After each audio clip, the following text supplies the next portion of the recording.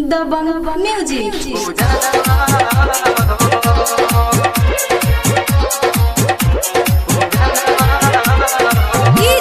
शिव नारायण आप सुन रहे हैं प्रदीप आर यादव। साला भर पे एक बेर आवेली, सब कर असर पुरावेली। साला भर पे एक बेर आवेली, सब कर असर पुरावेली। न घर बस जनवा कैसे करब हम छठी माई पूजनवा हो। कैसे करब हम छठी माई पूजनवा हो।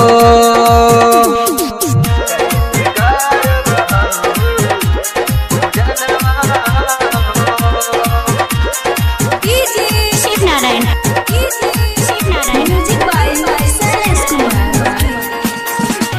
बोली बोली छठी मैया की कैसे बदरिया से फलवा मंगाई, खाली दौड़ के कैसे सजाई। नहीं भेजले है एक रुपैया, कैसे धोतिया पियरिया रंगाई। कैसे बजरिया से फलवा मंगाई, खाली दौड़ के कैसे सजाई। कैसे हो अकेले परनवा हो, रह जाई हमारो सपनवा हो। तमनी कैसी मनवा हो, कैसे करब हम छठी माई पूजनवा हो।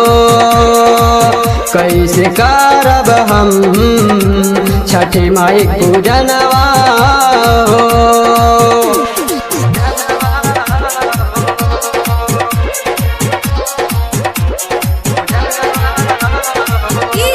शिव नारायण बोली बोली छठी मैया की रात सपना में आके जगावली, हम तो मैया पे असर लगवली। कली छुट्टी लेके आज तू घरे, रउआ बहु बहनवा बनवली। रात सपना में आके जगावली, हम तो मैया पे असर लगवली। के करक दुखा सुनाई हो, कैसे छठी घट जाई हो। बजाता खूब बजनवा हो, कैसे करब हम छठी माई पूजनवा हो। कैसे करब हम छठी माई पूजनवा हो।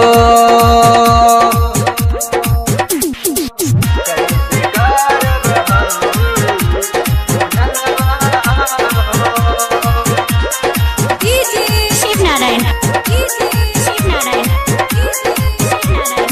बोली बोली छठी मैया की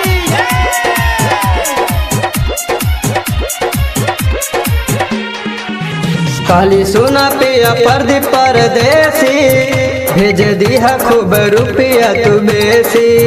लगे गोविंद से लिख परी करे जा, क्यों दे नहीं फलवा के सेती। काली सोना पिया प्रदीप परदेसी, भेज दिया खूब रुपया तू बेसी।